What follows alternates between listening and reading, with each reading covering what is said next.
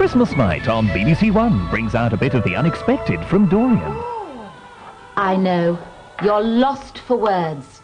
May I suggest you shouldn't have Dorian. They're beautiful. We're not worth it. Then at 9, guess who? I'm Sally Cumbernauld. This is Martin Crosswaite. How are you? Chipping in already? No, I love him. At 9:50, Shirley Valentine. You're 42, not 22. You're just another stupid woman looking for adventure. And the time for adventures is over. But Shirley's adventures are about to begin. I am Faustus Dimitriadis. I'm Shirley. Hello. Hello. Keep the hankies handy this Christmas night on One.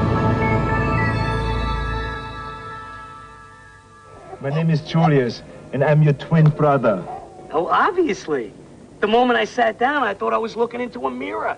Julius Benedict is honest, upright, and law-abiding. But Vincent, on the other hand...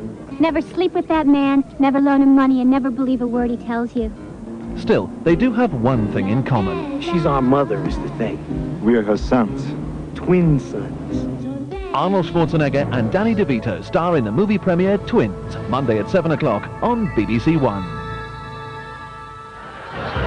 The festive fun's too much for Bruce in 10 minutes. Comic genius Jacques Tati stars on BBC Two now as the blundering Monsieur Hulot, bringing havoc to a quiet seaside town.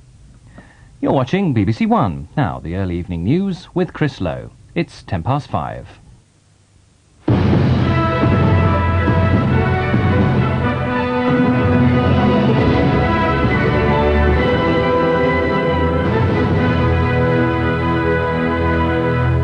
Good afternoon. The Queen has spoken in her Christmas message of the difficult days she and her family have lived through this year.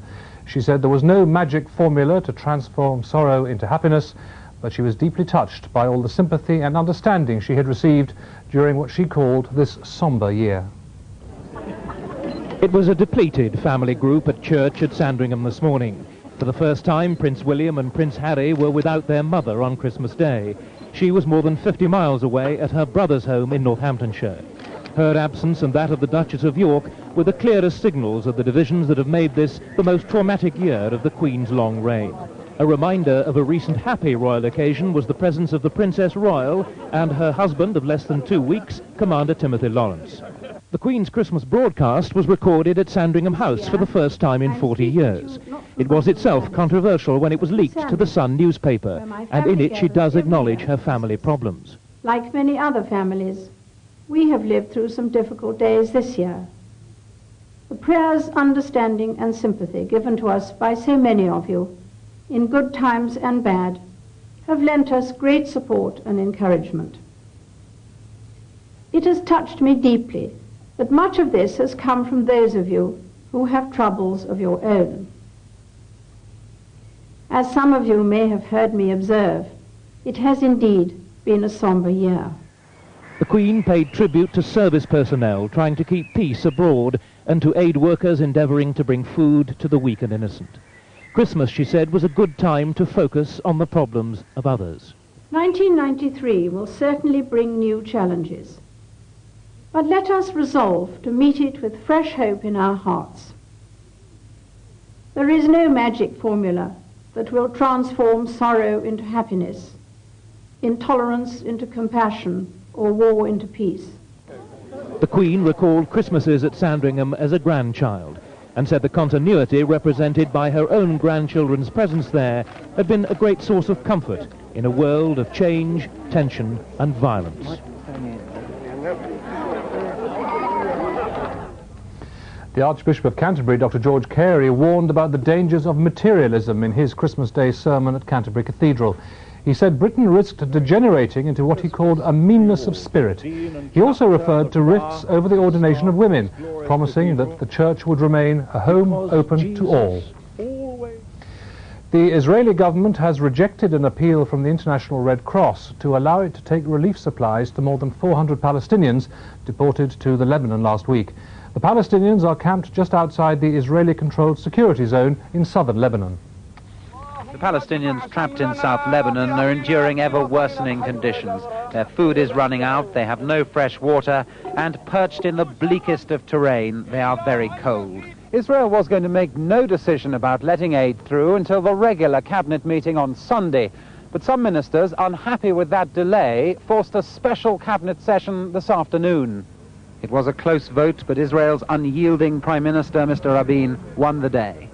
The government of Israel do not see any good reason to respond positively to the request of the International Red Cross Committee to bring this convoy through the security zone.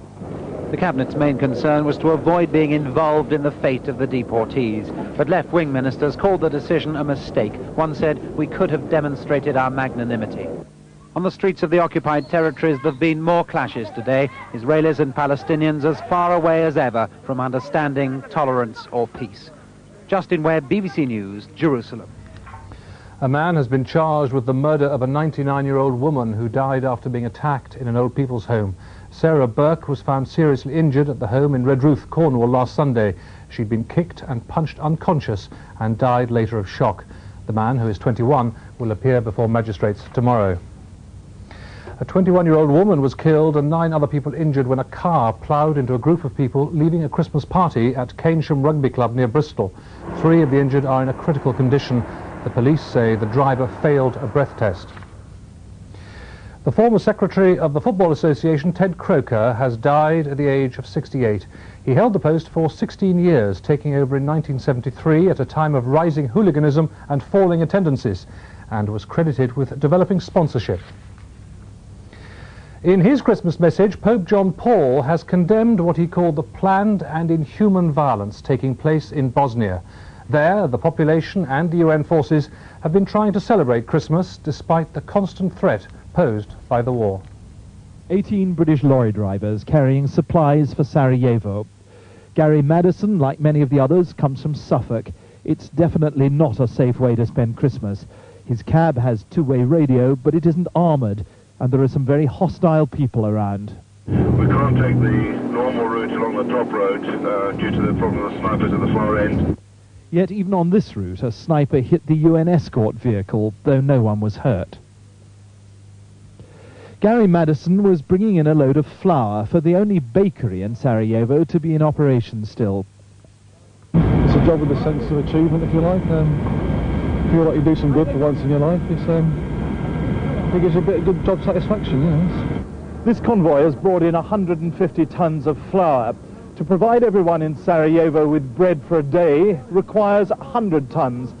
In other words, these drivers have risked their lives to supply the city with enough bread to last until tomorrow afternoon. But in fact, the bakery was so seriously short of diesel oil that at midday it ran out of fuel altogether. The last loaf in the last working bakery in the city came down the production line. Outside, people were waiting in the hope of buying bread. When they heard the bakery had shut down, it was a bitter disappointment. Things were a lot less bleak outside the city, though. There, the British soldiers with the UN put on a band show for the locals. And they handed out presents at an orphanage. Here, even in the middle of a particularly nasty civil war, there was a moment of happiness.